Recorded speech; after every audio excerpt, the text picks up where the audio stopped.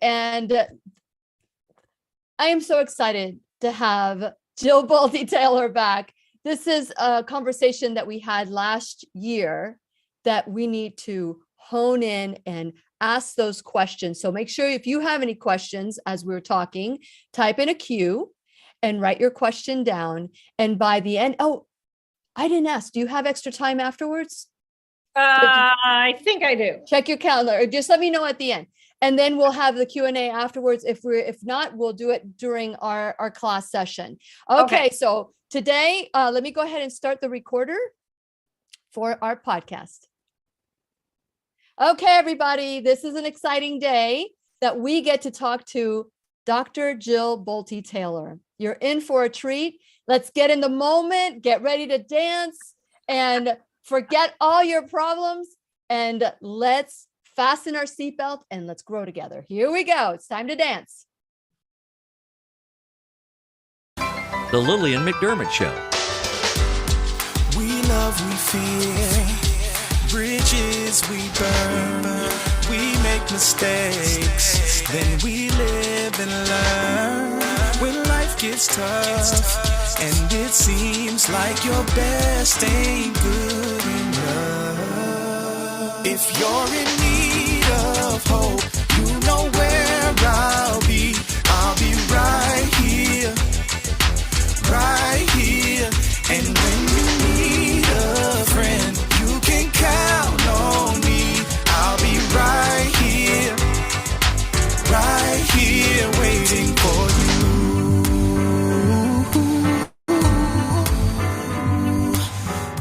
This is the place you can always turn to when you need a friend. The Lillian McDermott Show.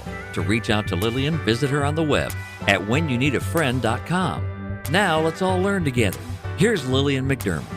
Hello, my listening and viewing friend. It's so nice we can meet each other on the air on this beautiful, best day ever. And for those of you who are tuning into the classroom for the first time, please know I've been waiting for you.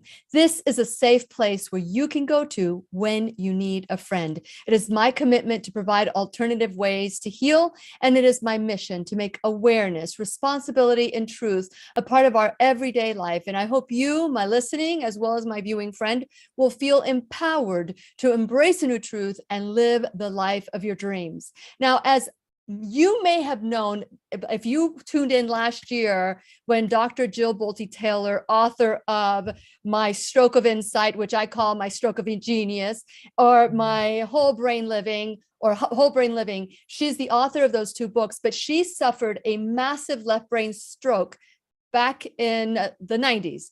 And so she lived to tell about it. And she's lived to tell the experience. She was so aware that she was able to really articulate what she experienced. And because of it, as a neuroanatomist, she was able to even make her field better because she's coming from a place of knowing, not a guess. She's coming from this incredible place of knowing. So last time she came into the classroom, many of you gave me some feedback and said, this was over. I know you said this is important, but this was over my head.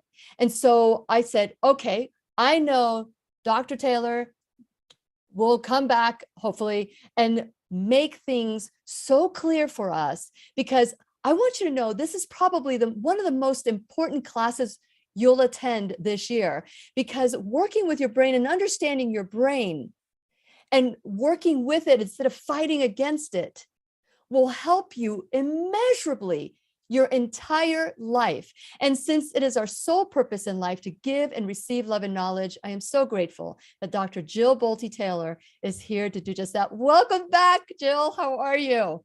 Good. It's good to be with you again. And I'm glad that your audience was a bit perplexed so I could come back and play again. Yes. And even if they weren't perplexed, I would have had you back anyway, because this is so important. Yeah. I think, when I do a workshop that's called I Am the Solution, and I go through what the do's and don'ts of the brains, what the brain does, what it doesn't do. And people right there, it's the price of admission, because we're constantly fighting against our brain. Now, share a little bit of some of the myths, some of the things that we do need to know of the brain that works with us as opposed to against us. First of all, the myth that we only use 10%. No, neurons are living creatures. They're like little people running around on the planet. They're very social and they need to be interconnected with one another. So if you've got a neuron, a brain cell in your head and it's alive, you're using it. So first of all, let's give the brain some credit. It is capable of in this moment processing trillions of bits of data moment by moment by moment so that we can have a perception of reality, a perception of ourselves, and we think we're real. If that's not a miracle, I don't know what is, right? Yes. So first of all, this brain is this amazing thing. And so one of the other things is that the brain, these cells run in circuits. They connect to one another in circuits. And the more often you run a circuit, the stronger that circuit becomes, and then it begins to run on automatic. So this is why we can create habitual thoughts, habitual patterns of emotion. But then we also have the ability to consciously choose to shift that patterning away from those circuits in order to create other habits.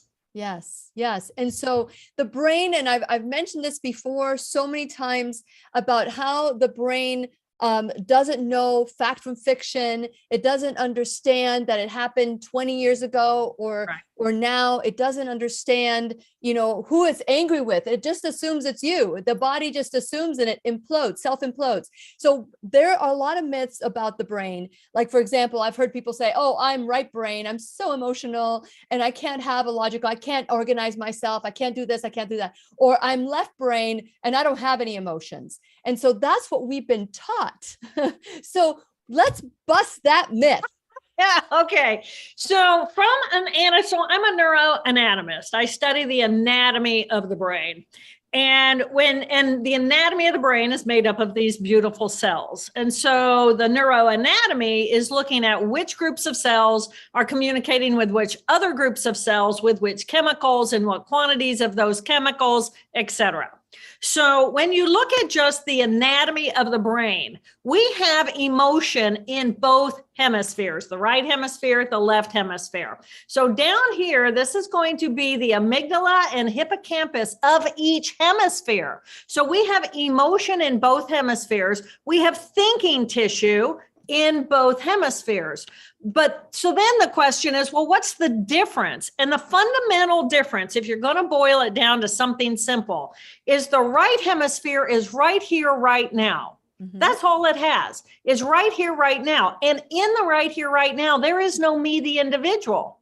It is simply right here, right now. I'm a living being, an experiential energy chemical entity that literally blends with the energy of the universe. So I am as big as the universe. It's not me, Jill Bolte Taylor. The left hemisphere has an ego, a group of cells that define me, the individual. I am Jill Bolte Taylor because my left brain tells me I am. And as Jill Bolte Taylor, it also has language, which gives me linearity across time. So I, the individual, I have a past and I have a future. But when I had my hemorrhage and I wiped out the left hemisphere, I was still conscious, but all I had was the present moment, and I was literally as big as the universe. So my goal was to figure out, how do I use all that I am in my right brain to relearn the skill sets of the left brain so I could have an ego again. I could have emotions related to a past and related to a future. Beautiful. Okay. So when you were in your right brain, and you talked about how big you were and you're part of the universe and you weren't an individual, you were not able to speak. You didn't have your language, but you were experiencing total bliss because there was no stress in your life. Well, there's no stress in my life because I'm not looking at the external world looking for stress. I mean, what is stress? Stress comes in when I'm pushed against a clock. Well, in the present moment, there is no clock. All there is the present moment. In the left brain, I lost my relationships with other people and all the stress that goes with relationships. I lost my job and any recollection of anything that I was supposed to be doing in the external world. So when I was departed away from the external world, the present moment without the judgment of the left hemisphere is perfect and whole and beautiful. And it's magnificent. It is euphoria. It's this incredible sense of love because that's what's going on in the present moment. So just imagine being in the present moment without all your stuff or all your memories or all your past or all your fears of the future or all the anxiety about everything going on because you don't remember there's a pandemic. You're just here. You're just here. And when we allow ourselves to be just here, this is like pushing the pause button on all that stress circuitry. It's so wonderful to think that we could be there at any time, Cool. but our left brain takes over and says, nope, you have a deadline. Like prior to the class today, I said to my husband, I would love to take a little nap. I would love, but because I have the workshop this weekend on the 29th with Dr. Bradley Nelson, I'm like, nope, I got to do one more thing. And that's my left brain kicking in. Right. So let's talk about the two hemisphere, because if the left brain and the right brain both feel and think, Right. let's talk about these characteristics and what the benefit is of using our entire brain. Because now when you were completely devoid of left brain, Yeah. you had to make a choice Yeah. to bring that left brain back into your life. Yeah. And so explain those characteristics. You've given them characters so that we would understand it, Yeah. and how we can use it to our benefit. Yes. So the beauty of the present moment is it's peace, it's euphoria, it's magnificent, it's pure love, but it's also completely non-functional in the real world. And when you consider what are we as human beings, we are two hemispheres. Mm-hmm. So it's not that the right hemisphere is better or the left hemisphere is better. It's like these are two halves of a whole. Mm-hmm. And we're supposed to have the two halves of the whole. So if I bring the peaceful euphoria, the creative, open to possibility, open to all that is without question or judgment of what is right and what is wrong and what is good and bad, that's fantastic because that's where all possibility lives. And that's our connection to a higher power too. It's kind of, yeah, it is. It is that direct connection. There's no separation between us and that which is beyond us, except for the living body. Mm-hmm. But it's in a life, that's great when you're dead. But what about when we're alive? When we're alive, we have to have the tool of the left brain to be able to interact with the external world. I need to be an individual. I need to have an identity. I need to have language to communicate. I need to have a past where I can learn. I love the song that you began with. Let's make mistakes so that we can learn from them. Right. I mean, if we don't have the capacity to learn, we're vulnerable in the present moment over and over and over again to the same threats because we don't remember that was a threat. Correct. So we simply just are reacting to and responding to those threats. So as we look at this whole brain, we're going to have left thinking, which I call character one.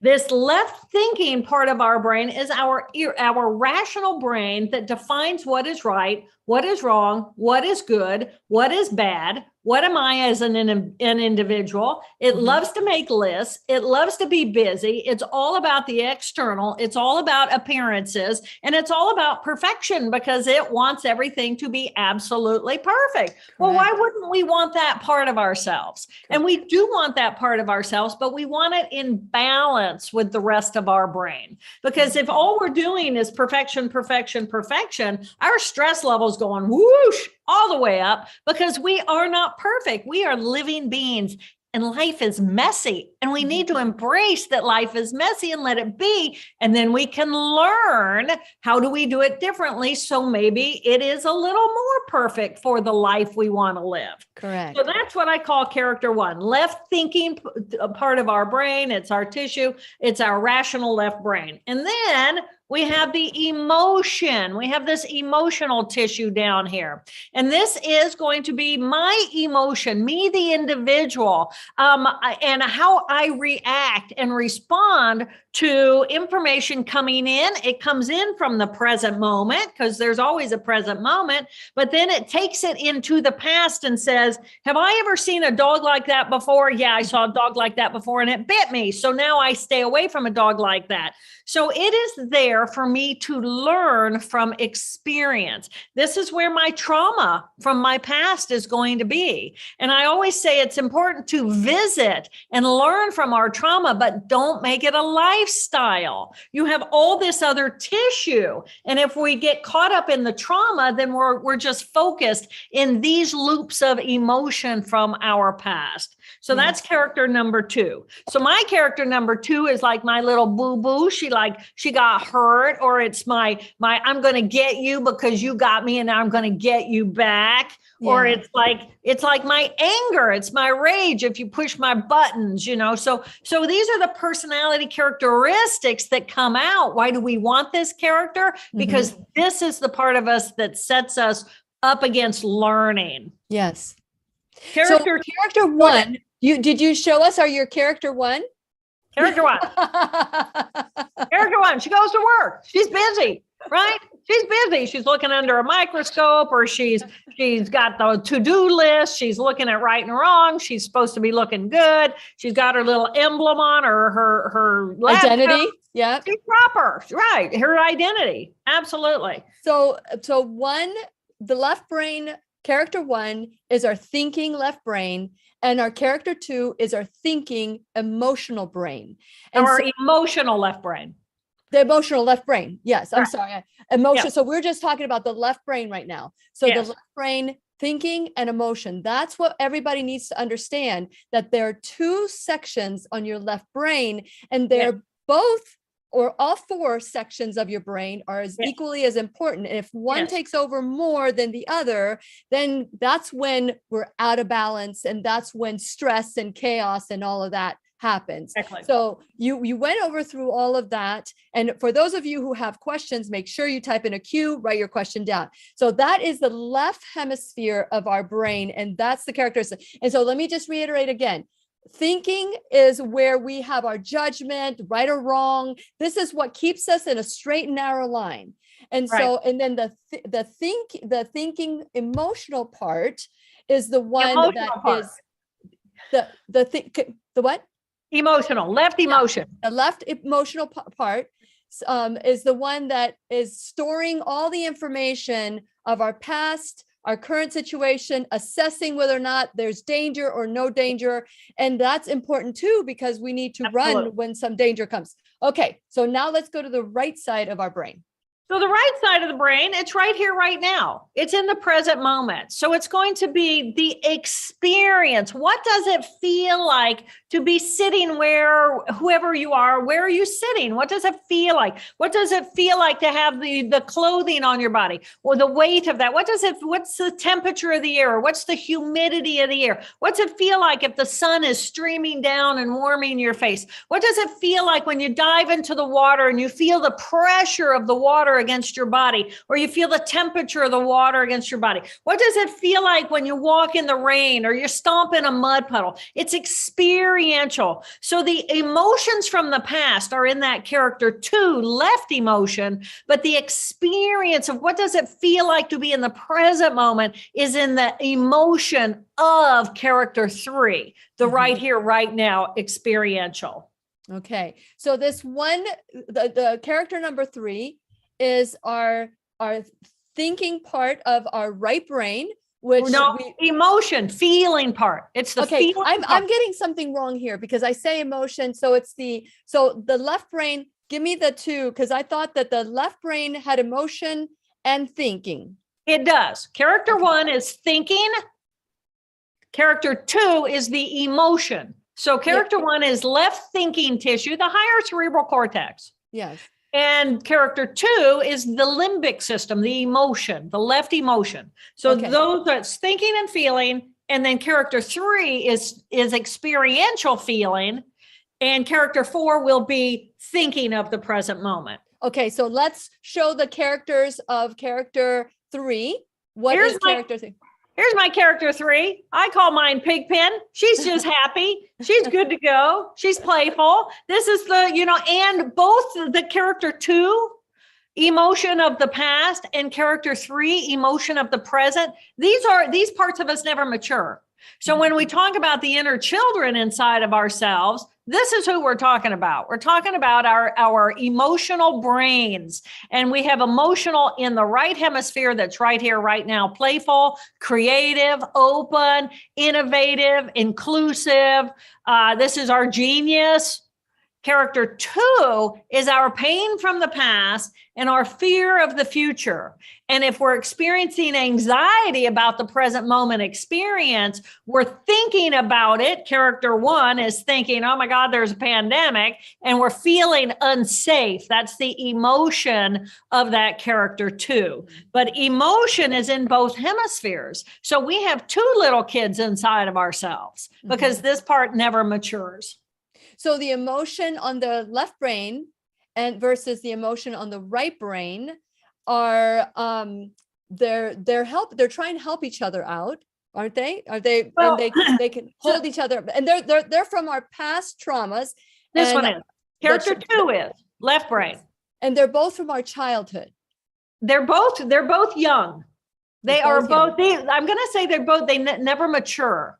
So think about it this way: information is coming in from the external world right now. In the left hemisphere, the information is being processed directly in the left brain through character 2, the left emotion. And it's taking that information and comparing it to my past and saying, is there any reason why I should say no and push away from this? Yes. All right. So that's me, the individual, looking at my experience from the past or projecting me, the individual, into the future. The right hemisphere emotion is just bringing information in about the present moment and saying, what does it feel like experientially right here, right now? There's no me from the past or me from the future.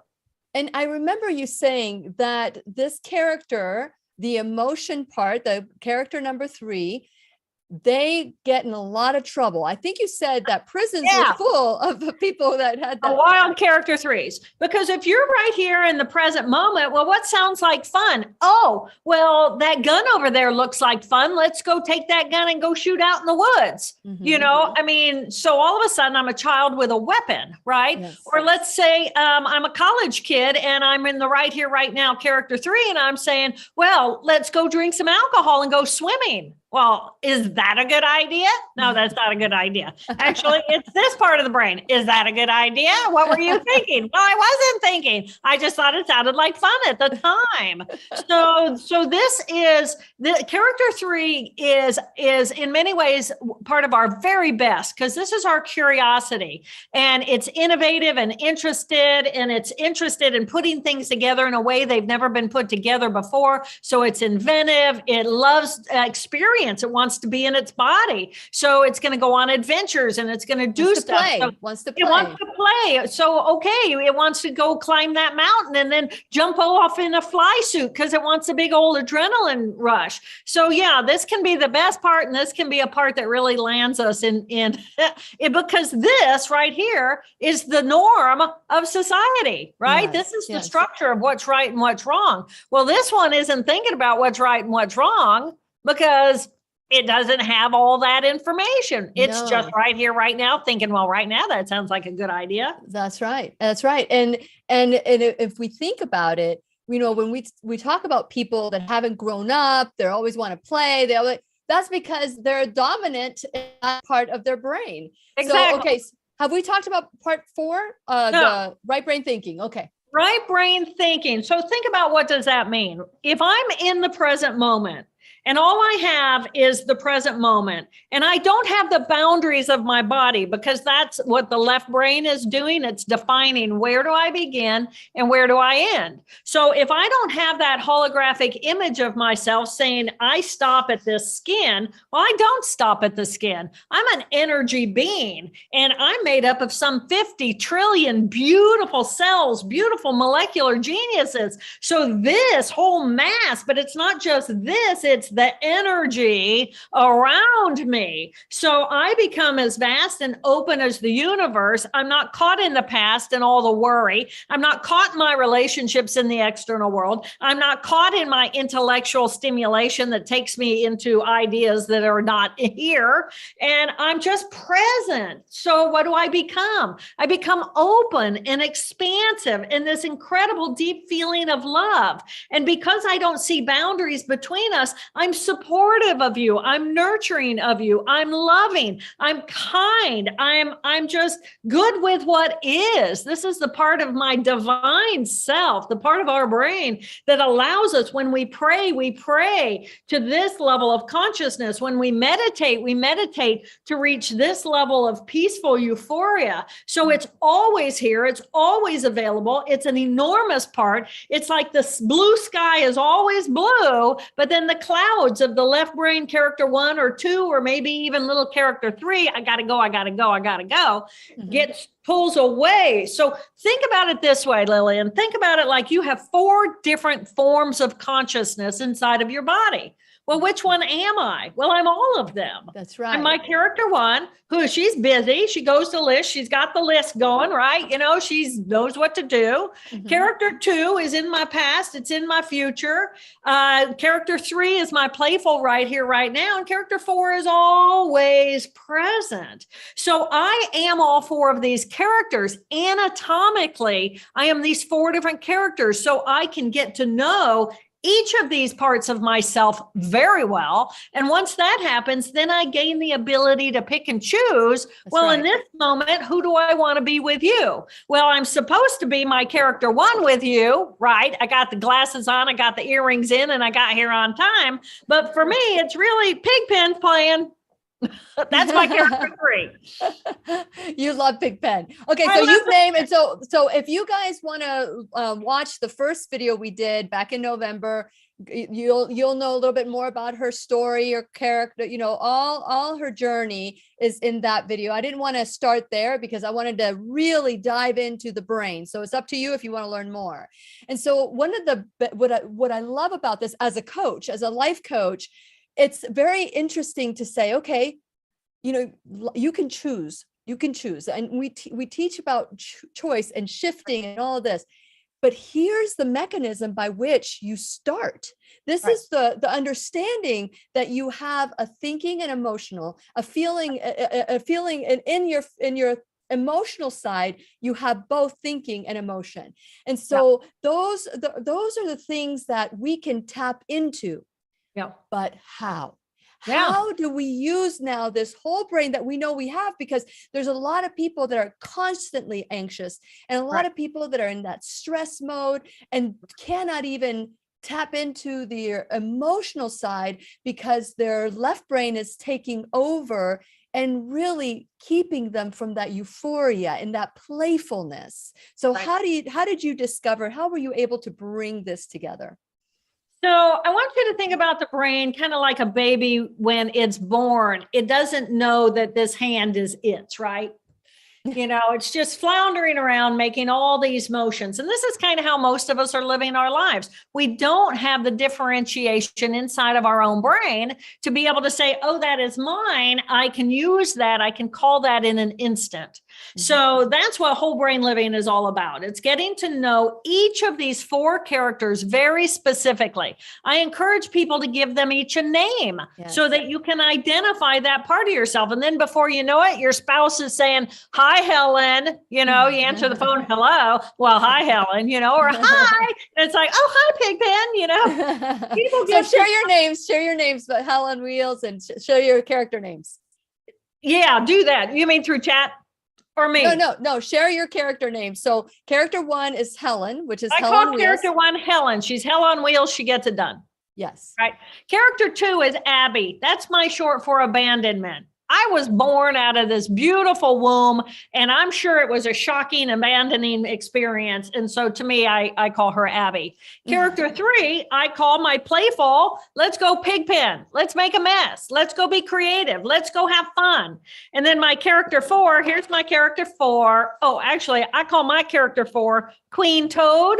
And so here's my Queen Toad. You know, she's a queen of the universe because she's at one with all that is, but I'm a little bit goofy. And I live on a boat half a year. So I might call mine Queen Toad.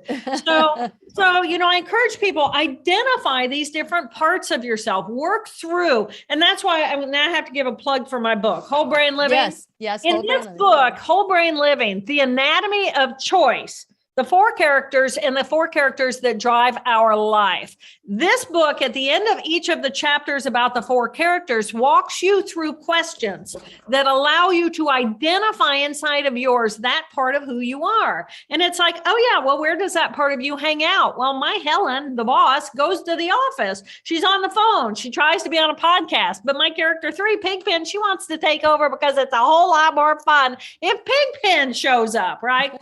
So getting to know this is your anatomy of choice. And then you can learn to have what I call a brain huddle. And this is when all 4 characters in this moment come online, and it's a democratic vote about who are we going to have come out next. So let's say I had a brain huddle right before I got online with you. And it's like my Pigpen character 3 is going, well, I want to play. And character 1, Helen, is going, no, that's not appropriate. We got to show up. They've got to be punctual, et cetera, et cetera.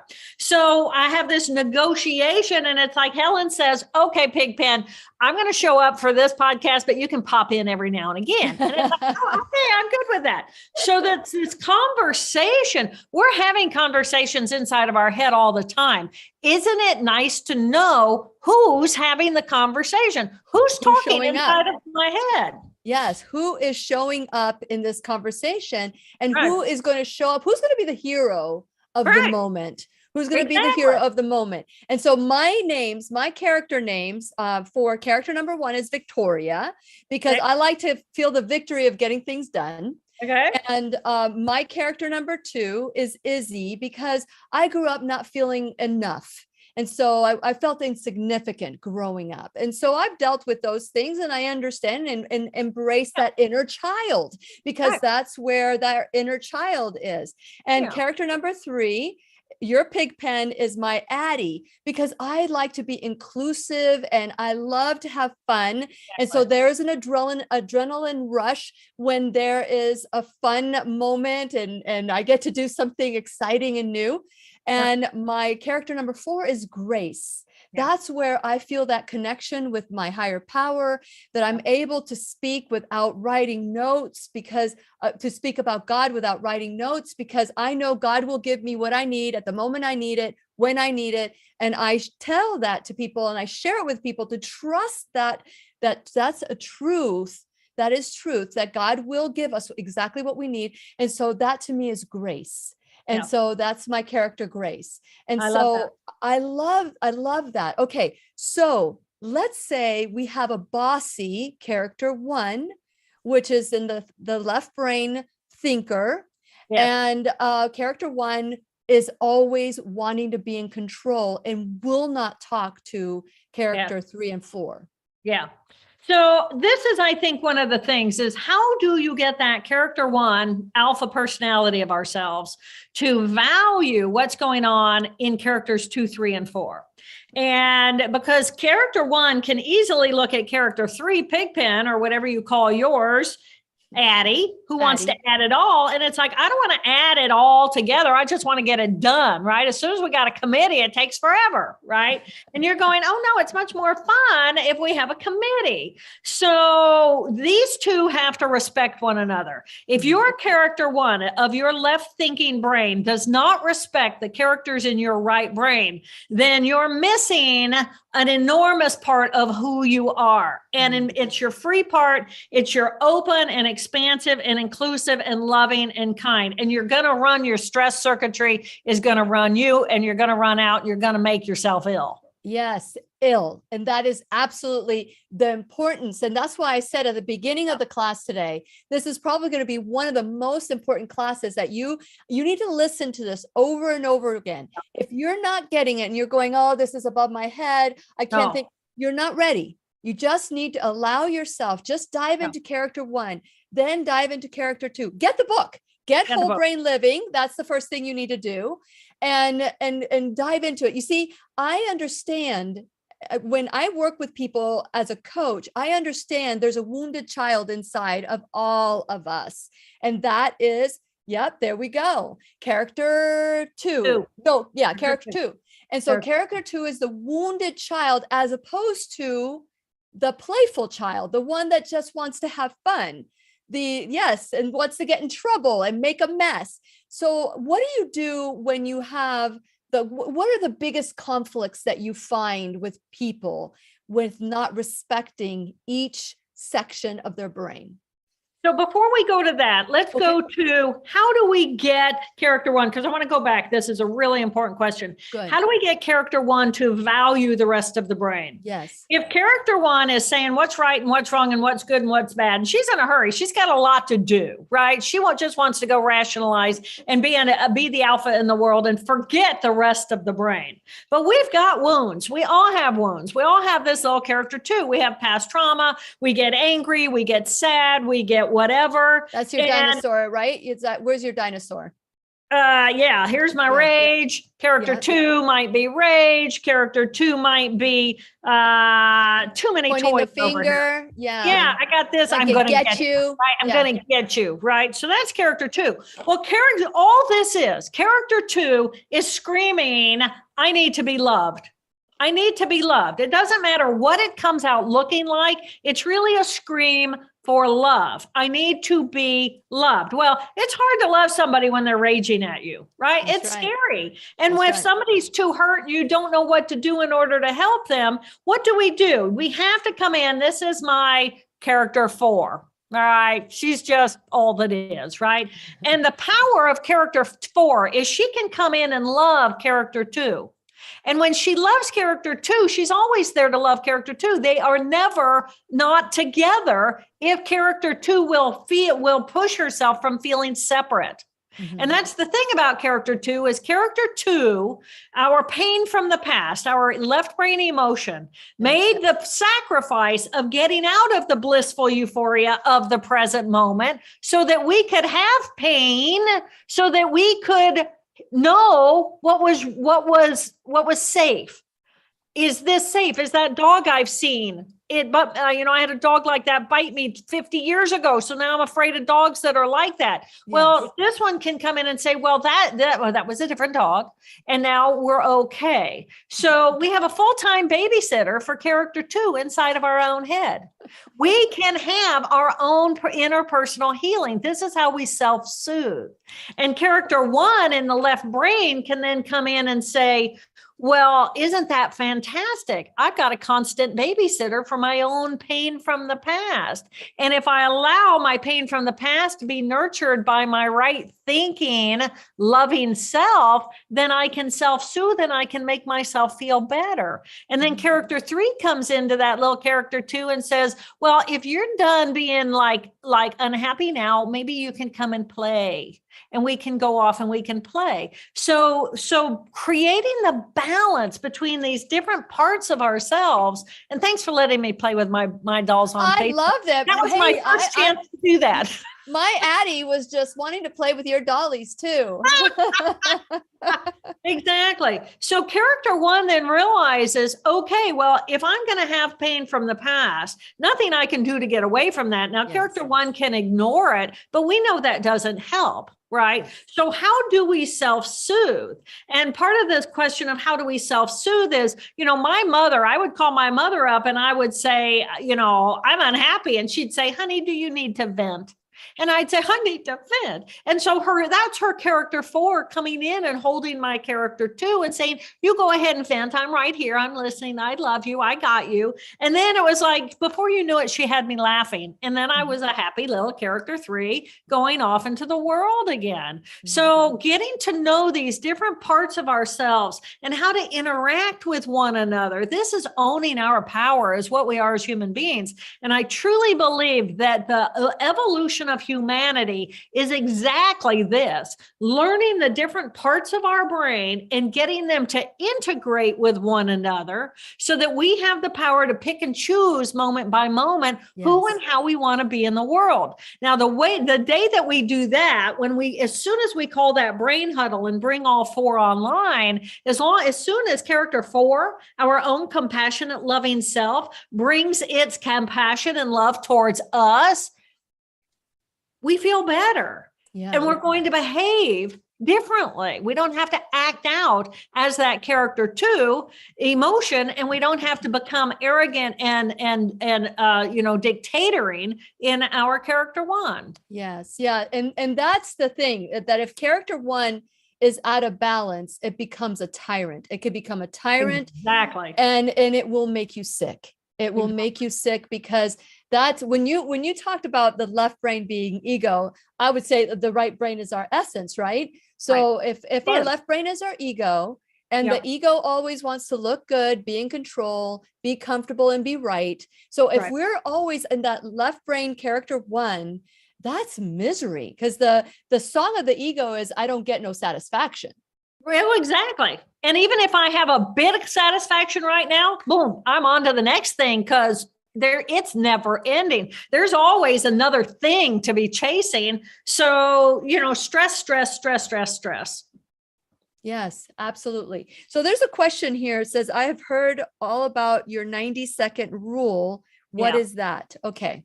Thank you for the question, Brian. Thank you. Thank you for that question. Yeah. So at any moment in time, there's only 3 things going on inside of our brain. We are thinking thoughts in our character 1 and our character 4, and we are feeling emotions in our character 2 and experientially in our character 3. So at any moment in time, we're thinking thoughts, we're feeling emotions, and then we're running a physiological response to what we're thinking and what we're feeling. All right. So let's say I think a thought, and it's a thought that every time I think about that person from 20 years ago, it makes me angry. Right. So I think about that person. It stimulates my anger circuit. I run a noradrenaline flush into my bloodstream. It flushes out of me. From the moment I think the thought till the moment my blood is completely free is less than 90 seconds. So I call this the 90-second rule. Now, of course, we can stay angry for longer than 90 seconds, but what we're doing is we're re-stimulating the thought, re-stimulating the emotion, and just rerunning that circuit over and over and over again, creating a habit. Yes. And so so let me go back. When you call a huddle, at what point do you call a huddle? Do you call a huddle at a certain time of day, or do you call a huddle if you're upset? Do you call a huddle if you want? When do you call a huddle? I encourage people to call a huddle every time they think, oh, I could call a huddle right now. And I encourage people in the beginning because, again, it's a habit. And character 1, let's say character 1 is busy upstairs, and she set a timer on her clock to say, okay, every hour on the hour. So the ping goes off, and Helen is character 1, left thinking, goes, okay, huddle time, huddle, how's everybody? And so character 2 pings in and says, well, I'm good right now. I'm okay right now. You're busy. I'm good.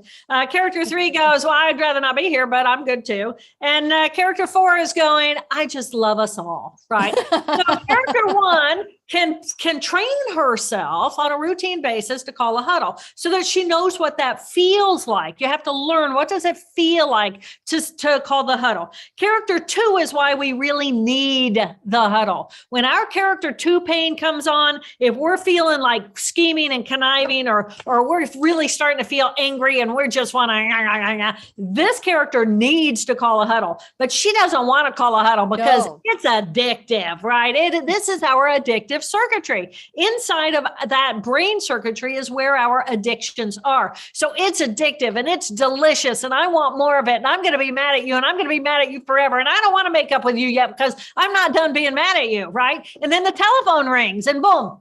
Hello. La, la, la, la, la, la, la. And then she hangs up the phone and she's going, well, then what do I do? In that moment, that's the huddle. What do I do? Which do I choose? Do I say, oh, I was saved by the bell. Thank goodness I'm not feeling all that pain. Or is this one still ready to chew on you some more? Right. So little character 2, we really learn the huddle to rescue our own character 2. Character 3 is out playing in the woods, and she's going, oh my gosh, look at that snake over there. It's so exciting. Huddle, because she wants to share her huddle with everybody. Right. So she wants Helen to come and say, okay, analyze that huddle. Take a real good look at it so we can look it up on Google later. And this one's going, oh, I don't like snakes. And it's like, it's okay. It'll be fun. Right. And then character 4 comes in and says, oh, just another beautiful of God's creatures. So it's like huddle. And then character four is just feeling blissful euphoria saying, huddle girls, I just want to let you know I love you. And so Helen shows up and says, oh, I love you. I'm so grateful for you in my life. You get so much done. And it's like, oh, and I got your back. I love you all the time. And little Pigpen, you're just fantastic. Let's just have a moment of bliss. And then at the end of the huddle is the question of, okay, well, which one of us are we going to go do now? Well, let's say I'm done with this podcast. And Helen's going, well, okay, Pigpen, I promised you that after this was over, you could go play. And so now it's like, oh, I got an hour of play. It's a conversation. It's already happening inside of your head. You might as well name these parts and know who you are. Dr. Jill Bolte Taylor, the play. I love it. The monologue. Okay. You can have your show, you remember the vagina monologue? You can have your brain monologue. Great. Okay. I love it. I love diving into creativity. I love what you're saying. And, as you're talking, I'm thinking, we have the workshop this weekend. There's so many things that I need to do. I do want to play. I do want to do all these things. And so I need to call a brain huddle and just make sure that everything. And I had mentioned to you when we said hello today that I find myself that if I know I have a lot of deadlines and I'm busy, that's when I'm the most organized. So my character 1 just takes over and the other characters kind of say, okay, take over. Yeah. But then character number 4 says, okay, we need some sleep because we need to take care of our body. We need to do whatever it is that we need to do. And so refuel the battery. Character 4 is the battery. Everybody else is spending energy. Character 4 is nurturing and restoring. Yes, absolutely. I love, so do you do, I know how you call the huddle now. Yeah. Do you find that, and I'm thinking about so many different people and so many different people that I've coached, that they have a tendency to be depressed, or they have a tendency to find fault, or they have a tendency to see the bad in people. Yeah. What is the advice? I mean, I know that is the character number 2, number 2, the emotional left brain or emotion of the left brain. Yeah. And so that person is doesn't want to forgive, is holding on to the past, is doing all those things. And there are people who have that tendency. What would be your advice to them if they're listening to that today? They're saying, that's where I live most of my life, resenting, making checklists of anyone who hurt me, which by the way, as Dr. Bolte said, that they're there to protect us when we were children. They were there to protect us, to say, this is right, this is painful, this is not painful, protect yourself. Right. But as we get to be adults, it sabotages us. It keeps us from living the blissful character number 4. Right. And right now they're probably in a pandemic, and oh my God, the pandemic is horrible. And oh my God, it's a virus and we can't see it. And I'm anxious and I don't feel good. And I'm coming down with all these symptoms and I don't want to go outside, and I'm mad at everybody. And there were, I was at the grocery store and some lady got too close to me and she didn't have a mask on. So I just sneezed all over, and it was just and then everybody, and then they were filming me, and then I was called a Karen and I was put on, this is our reality right now, right? I mean, all of this And fear. there's a pandemic on character number 2. There's a pandemic on that character. That's exactly what has happened. And it's like, okay, my philosophy is 2 little character 2s. I say, first of all, I get it. Of course, there's all this threat. There's all this fear. There's all these crazy people out there that we can blame and we can say nasty things about. We can behave in mean ways. That's a choice. So if that's your choice, just know that that is a group of cells in your brain.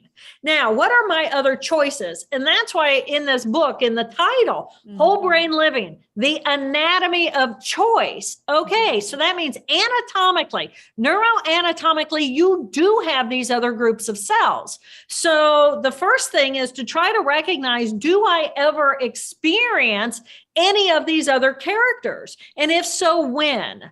And that's why in this book, it works you through each of these characters. But character 2 needs to be held and loved and soothed. If you live in your character 2, first of all, you're probably very unpleasant for everybody to be around you, because it's like not any fun to be around somebody who's worrying all the time, who's always looking for the negative, looking for the bad. Now, I am the first to say, as a neuroanatomist, working in Department of Psychiatry at Harvard Medical School, not now, but that's where I was when I had the stroke, psychiatric illnesses are real. What is a psychiatric illness? A psychiatric illness occurs when our brains get habitually programmed into running certain circuits that stray us away from that societal norm. That's the best way for me to describe it. We're wired differently. So if you are managing a character 2 all the time, you probably experience a lot of depression. Well, what is depression? Well, depression is a big question because it can be circumstantial. It can be all these different categories of depression, but medications might work, or changing your diet might work. How do I increase the amount of serotonin inside of my body? Well, one of the chemicals, one of the molecules, tryptophan, you can feed yourself turkey, you can feed yourself different substances that will increase your tryptophan, which will increase your serotonin. Foods are nothing other than molecules that get broken down by the gut and used throughout the body. And part of that is going to be precursors for the neurotransmitters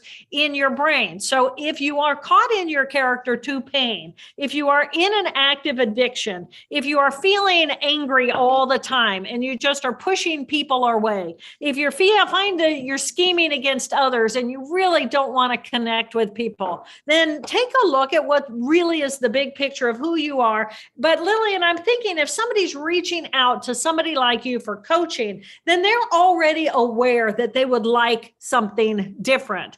So finding somebody like you who can then coach, well, look for this, do this, find this. How does this feel? When are you like this? Help them identify and help them differentiate, because the brain, to people who don't study the brain, it feels like it's this big soup inside of myself and it's all interconnected. But no, actually it has very specific structures, very specific regions. Those groups of cells perform very specific functions. And how can I capitalize on what's going on in my life so I can live my best life? I find this so fascinating. I hope that all of you that are listening get the book. If you don't have it already, Whole Brain Living, hold it up. Jill, hold it up, the book. I gotta find my book. Pigpen Pigpen took your book. Whole Brain Living. I hope that all of you get this book and then watch this over and over and over again until you get it, because when the student is ready, the teacher appears. And if you don't understand this, you're not ready. But if you keep trying to make this part of your language and part of your understanding, left brain, right brain, motion, thinking, if you start diving into it, all of a sudden one morning you're going to go, I'm in my character 2. I'm in my character 3. And then it'll be, to me, this is like magic, because when I coach somebody, I coach them to, these are ways that you can make things better for you. But now we can go back to the brain, to the original, where it's coming. Because first, everything begins with a thought. Murder begins with a thought. being evil begins with a thought. Being kind and loving and and creating the car, a plane, that began with a thought. What happens after that? Nipping it in the thought. That is the most important thing that will create happiness and joy or misery. You so too. we're in choice. Once you know, I consider this book to be a roadmap.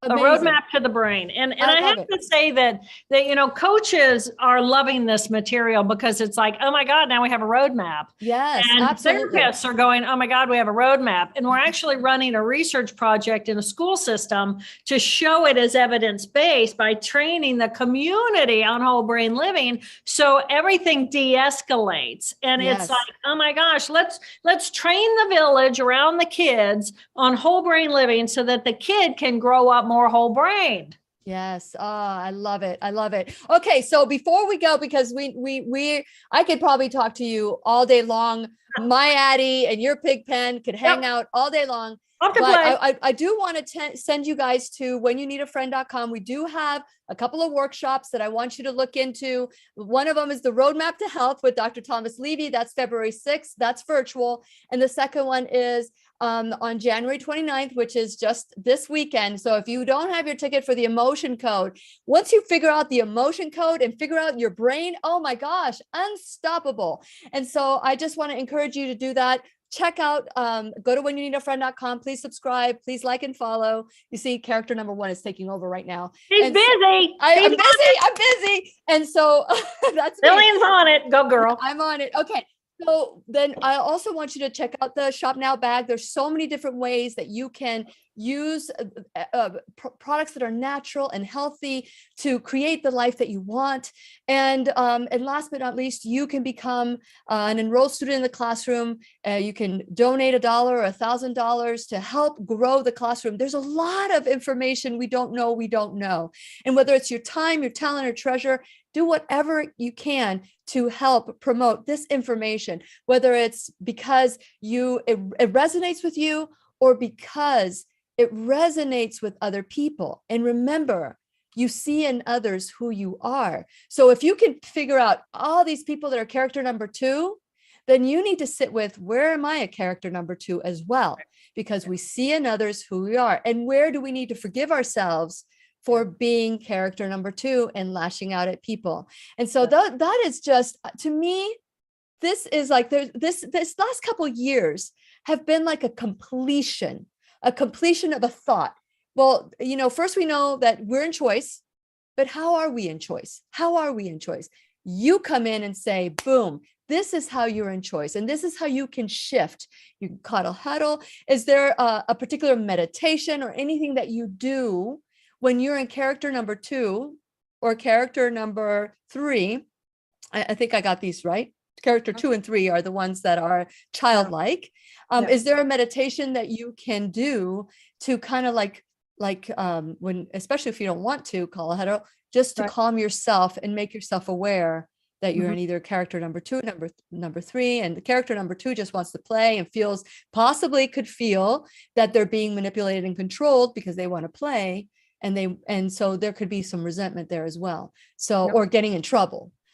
So do you do a meditation to nurture all your characters or like to share? You know, the biggest thing I do is first thing in the morning. I have a very sensitive brain. Well, I had a major hemorrhage and I had to recover it. So I have a very sensitive brain. And if I don't wake up on its natural schedule, then I can wake up with a headache. And so first thing I do every morning before I even open my eyes is I come to acknowledge, oh my gosh, I woke up again today. Whatever it feels like inside of my body, whatever thoughts are racing through, wherever I was at, whether I've got pain in my head or whether I'm unhappy that I didn't get to finish that dream, whatever it is, I recognize the fact, oh my gosh, I'm alive. I'm awake again today. Oh my gosh. And then I wiggle my little parts and it's like, I've had a stroke, ladies and gentlemen. I know what it feels like to be paralyzed. Oh my gosh, my body parts move. Oh my gosh, I'm alive. Oh my gosh, I get another I get another moment of life. And in that sense of incredible gratitude, my whole brain releases any of its stress that led up to that moment. Mm-hmm. And I embrace the day as my next moment. And just in doing that allows me to get out of bed filled with this incredible sense of gratitude, character 4. And from there, the rest of my life is infused by that character 4 love. And so throughout the day, in answer to your question, throughout the day, if I feel myself going into my character 2 unhappy, or my sadness or my anger or whatever, I can go right back to that character 4 love, because I made it stronger this morning when I woke up. I made it the essence of what my day is. So if I'm experiencing character 1, character 2, character 3, at any moment I can go back and I can dwell in the foundation of that intense gratitude that I'm alive at all. And for me, that works. I love it. I love it. Okay. I did mention this already. You can go to drjilltaylor.com. Go to her website. She's also on Facebook and on Instagram. So like her and follow her there. And I'm telling you, this is critical for you to figure this out, because this is, like, I'm excited about this book. I'm excited about what you're doing, because I know this is just the beginning. Once they tap into their brain and work with the brain as opposed to against it and be in resistance, their life is going to change exponentially. Thank you so much, Dr. Jill Bolte Taylor. And we're going to continue our conversation. If you have any questions, type right in a queue. We'll read it at the end here. We have a few minutes after the class in the Teacher's Pet section. Again, drjilltaylor.com. And we're going to play the Teacher's Pet Corner. The girls are coming out. That's right. And please remember, we'll be right here waiting for you worldwide at whenyouneedafriend.com. This is Lillian McDermott and Dr. Taylor wishing you love, peace, joy, and unexpected abundance. Make it the best day ever. The opinions and advice expressed on the Lillian McDermott radio show are intended for the individual callers and guests on the program and are presented to our wider audience solely for general educational purposes. Please act responsibly and consult personally with your own medical, psychological, or nutritional expert before taking any steps to improve your life. Okay, for those of you who are still watching or still hanging on, tell me your thoughts. Tell me your thoughts about this. And I'm looking at, let me see. Where's Mike? So Judy says, wonderful classroom. Why was it wonderful? Are you getting this? Do you have a question about this? Because the first time I thought, brilliant. And then I'm getting all these questions. I don't get it. Do you think that people just can't get it because maybe they're in a particular character? Or is this like my husband said to me, you're getting it because you've researched it, you learned it. Right. Well, okay, that if I could research it and I can learn it, then everybody else can do it, right?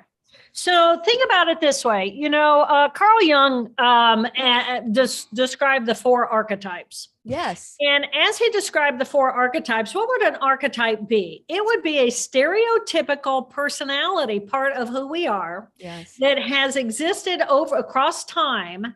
But in his definition and in his understanding and description, 3 of those characters, 3 of those archetypes were part of our unconscious. Mm-hmm. And only one part was a part of our conscious. Mm-hmm. So character 1 is that archetype of being active in the external world. This is our ego self. This is the alpha part of our character. Character 2 is a part of our unconscious mind. Well, does it have to be? Character 3 is part of our unconscious mind.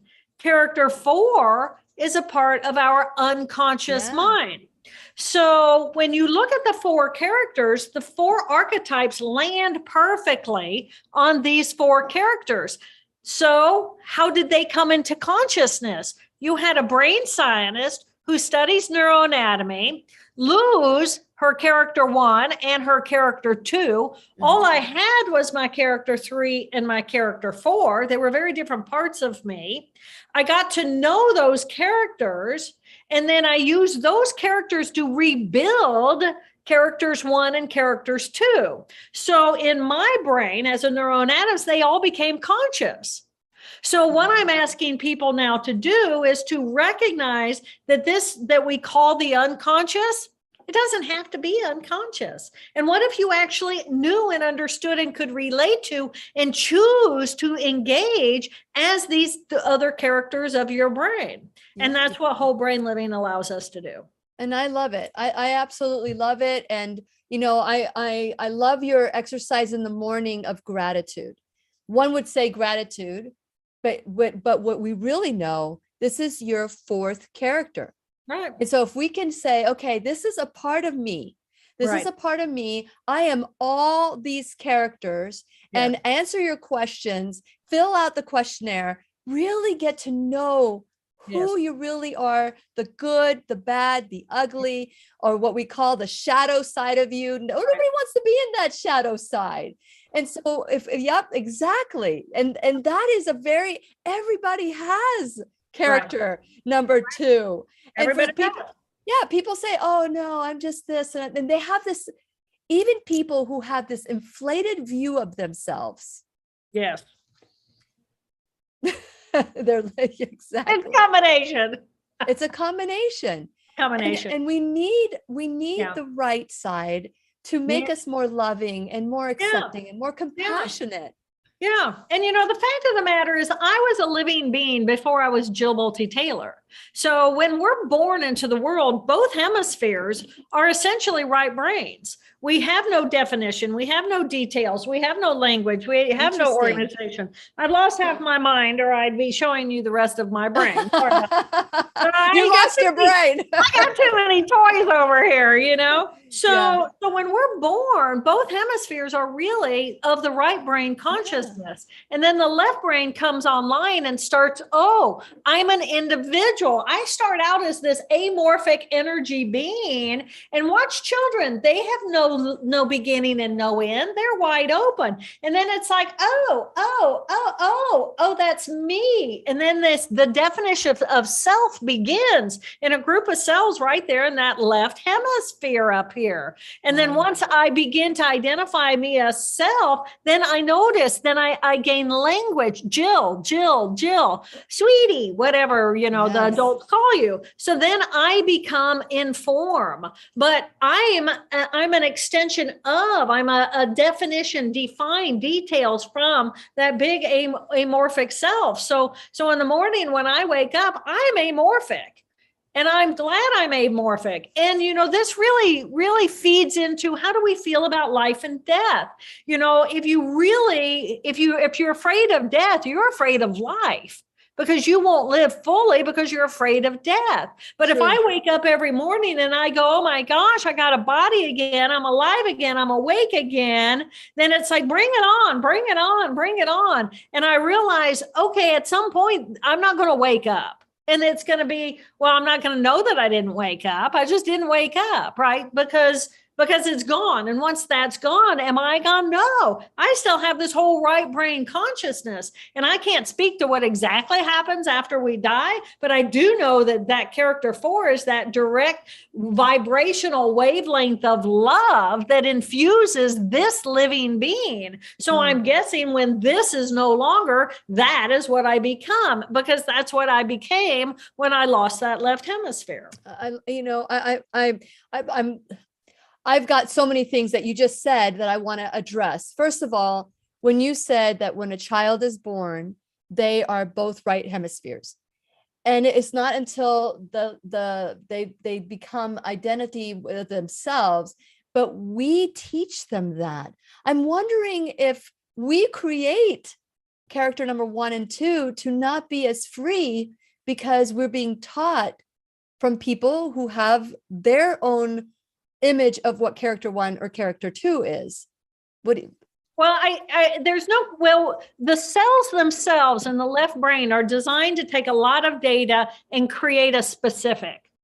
where the right brain takes a lot of data and creates an open expansive. Yeah. Okay. So the two machines inside of our head, one is looking for the big picture. So if I'm an eagle, I need to be able to know where I am across the terrain, but I also need to have that possible left brain so I can see that little critter over there that I want to eat. Right. Yeah. So but when you don't have anybody influencing that left brain, and let's say somebody like, you see movies about someone growing up in the jungle and animals raising them and all that stuff.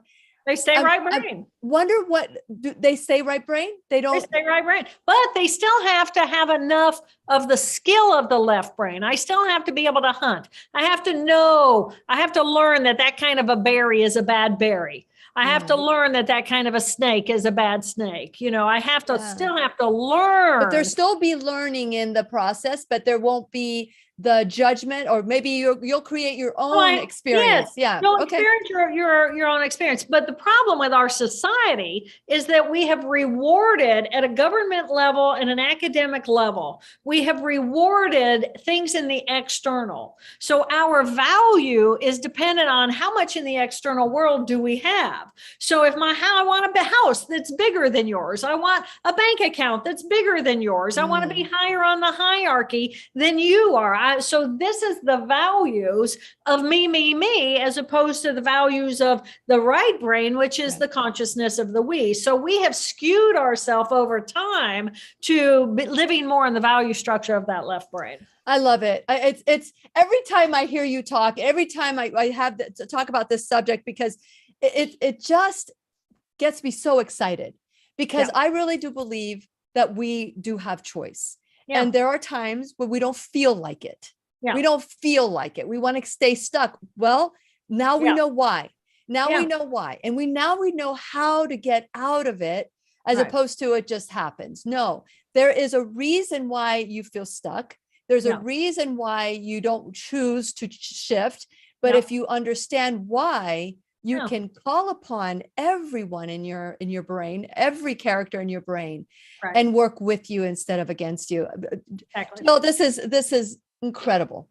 Just incredible. I'm excited for you as you work with other people, and children, especially, and villages, as your study grows.